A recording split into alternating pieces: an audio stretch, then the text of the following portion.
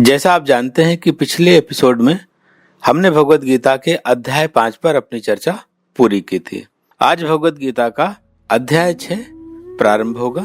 अध्याय 6 के प्रथम 10 श्लोकों में भगवान ने सन्यास के रहस्य को समझाया है। सन्यासी कौन है?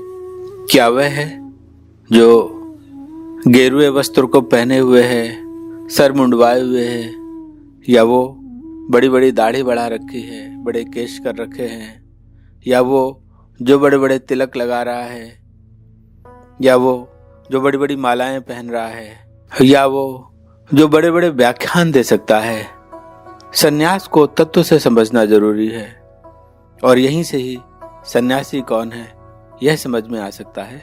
और भगवत गीता के इन श्लोकों में इस तत्व का बड़ा सुंदर निरूपण हुआ है। इस चर्चा को बहुत ध्यान से सुनिए।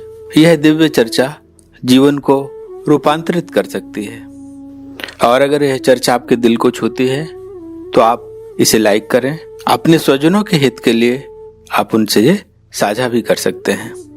आइए अब इस चर्चा को प्रारंभ करते हैं। श्री कृष्ण अर्जुन से बताते हैं कि सन्यासी कौन है और वे सन्यासी के 2 गुणों को बताते हैं। पहला गुण यह है कि सन्यासी अपने कर्तव्य कर्म में लगा रहता है और दूसरा यह है कि वह पूरे मनोयोग से अपने कर्तव्य कर्म करता हुआ भी कर्म के फलों के प्रति आसक्त नहीं होता। यही 2 बातें जो हैं किसी व्यक्ति को सन्यासी बना देती हैं। इससे फर्क नहीं पड़ता कि वह गृहस्थी है या त्यागी। अगर ध्यान से समझें तो प्रायः समाज में उल्टा देखने को मिलता है कि लोग काम तो कम से कम करना चाहते हैं पर फल बड़ा से बड़ा चाहते हैं। पर श्री कृष्ण यहाँ उल्टी बात कहते हैं। वे कहते हैं कि भाई काम तो पूर्ण मनोयोग से करो, उस पे अपना 100% दो, लेकिन फल के प्रति आसक्ति ना रखो। ऐसा कैसे हो सकता है? देखिए, जब तक हम अपनी प्रसन्नता के लिए सारे कर्म करते रहेंगे तब तक उल्टा ही घटेगा। लेकिन जब हमारे कर्म हमारे इष्ट की प्रसन्नता का हेतु बनने लगते हैं तो इससे फर्क नहीं पड़ता कि वो स्थान क्या है, परिस्थिति क्या है। सब जगह प्रसन्नता के भाव से वह कर्म किया जा सकता है क्योंकि कर्मफल उसका अपने इष्ट को अर्पित हो ही चुका होता है। सामाजिक दृष्टि में प्रायः सन्यासी को इस दृष्टि से देखा जाता है कि उसने घर छोड़ दिया, उसने सारे कर्म छोड़ दिया। ऐसे में जहां जहां दुख दिखा, जहां जहां पीड़ा दिखी, वहां से लोग भागकर सन्यास ग्रहण करने की सोचने लगते हैं। तो ये ऐसा ही सन्यास होता है कि नार मुई गृह संपत नाशी, मोड़ मुड़ाए भय सन्यासी। पर वास्तविक सन्यास तो मनः स्थित से प्रारंभ होता है।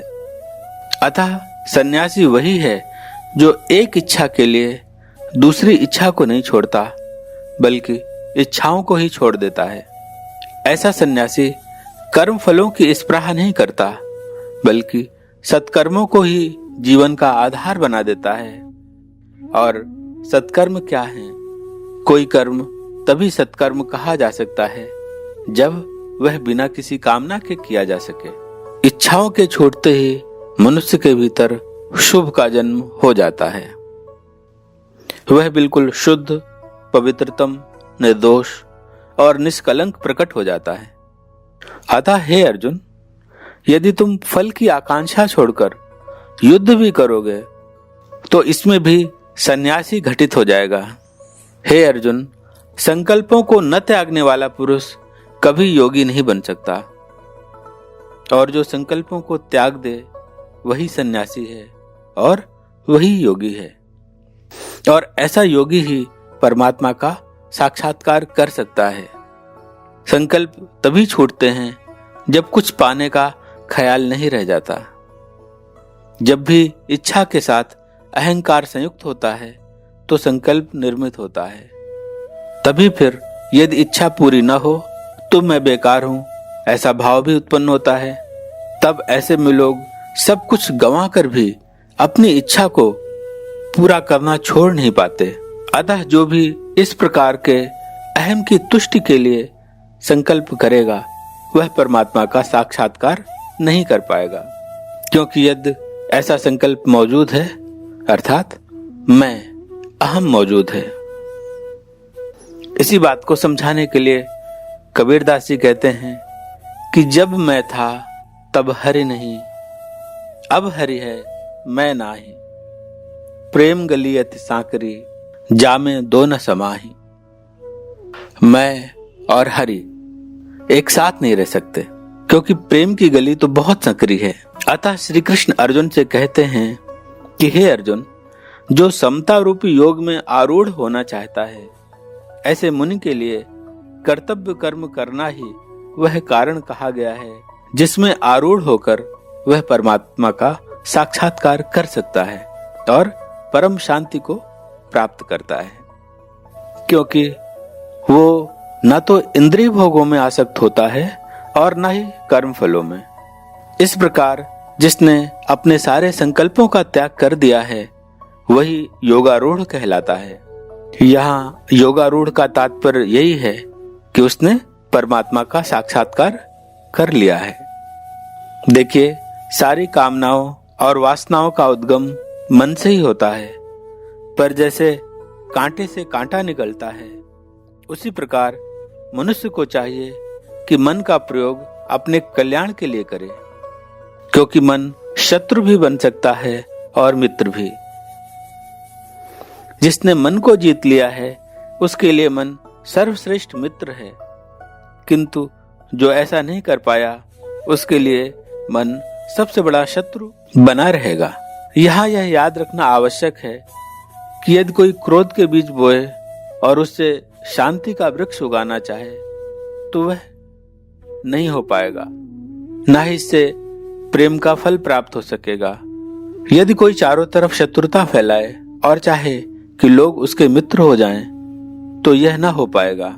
बहुत से लोग अपने से निर्बल लोगों को भला बुरा और अपशब्द बोलते रहते हैं। वे जानते हैं कि ये क्या ही कर पाएंगे, और अक्सर ऐसा होता भी है। मनुष्य न सही तो चलते चलते किसी कुत्ते को पत्थर ही मार देंगे या किसी अन्य जीव को अनावश्यक कष्ट पहुंचा देंगे। वे ये नहीं जानते कि हर क्रिया की प्रतिक्रिया होती है।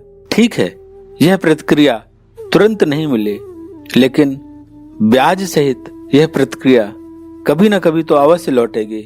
उस समय वह व्यक्ति सोचेगा कि अरे, उसने तो कुछ किया नहीं, फिर उसके साथ ऐसा क्यों हुआ।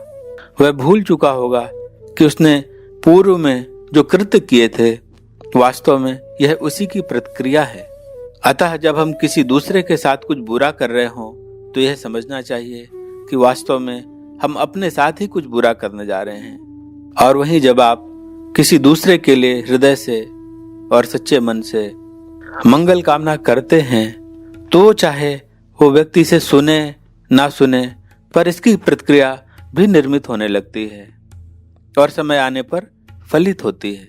अतः अपना मित्र वही है जो अपने चारों तरफ मंगल का फैलाव कर रहा हो। अतः इसको अनुभव करके जिसने स्वयं को जीत लिया वही सन्यासी है। उसने पहले ही परमात्मा का साक्षात्कार कर लिया और उसने परम शांति को प्राप्त कर लिया। अतः इस प्रकार के व्यक्ति के लिए सुख दुख, गर्मी सर्दी एवं मान अपमान एक जैसे हो जाते हैं। श्री कृष्ण अर्जुन से आगे कहते हैं कि हे अर्जुन, इस प्रकार जिसने सन्यास के द्वारा आत्मज्ञान को न केवल पा लिया हो बल्कि यह उसके अनुभव में भी उतर आया हो, इस प्रकार वह समता में स्थित होकर जीवन जी रहा हो, तो ऐसे में मन और इंद्रियां उसके मित्र बन चुके होते हैं और इस व्यक्ति के लिए कीमती स्वर्ण मुद्राएं भी कंकड़ और पत्थर जैसे ही प्रतीत होने लगती है। और ऐसी स्थिति में पहुंचे सन्यासी के लिए सुहृद, मित्र, शत्रु, उदासीन, मध्यस्थ, ईर्ष्यालु, पुण्यात्मा और पापी सभी एक समान दिखाई पड़ते हैं। और यह तभी हो सकता है जब सर्वत्र परमात्मा की सत्ता का आभास होने लगता है। जब परमात्मा के अतिरिक्त कहीं कुछ भी नहीं है तो फिर कौन मित्र और कौन शत्रु। अतः श्री कृष्ण अर्जुन से कहते हैं कि तुम योगी होकर युद्ध करो, तुम बुद्धि में समता लाकर युद्ध करो, तुम मित्र और शत्रु सभी के लिए तटस्थ होकर युद्ध करो। यहाँ अपने और पराये का फासला छोड़कर युद्ध करो। युद्ध का परिणाम क्या होगा इसकी चिंता छोड़कर युद्ध करो। इस बात को मन में लाए बिना युद्ध करो, और जिसमें जन्म और मृत्यु में तुम्हें कोई फर्क न दिखे, ऐसे समत्व को उपलब्ध होकर युद्ध करो। सफलता असफलता, जय पराजय, इनको एक भाव से देखते हुए युद्ध करो। हे अर्जुन, तुम प्रशांत हो जाओ, पूर्ण शांत हो जाओ। कितने भी झंझावात, कितनी भी धाराएं आकर तुम में क्षोभ उत्पन्न करें, पर तुम अप्रभावित रहो और युद्ध करो। और हे अर्जुन, इस भाव से किया गया युद्ध भी तुम्हें नित्य सन्यासी बना देगा। आज इतना ही। जय गौ माता, जय गोपाल।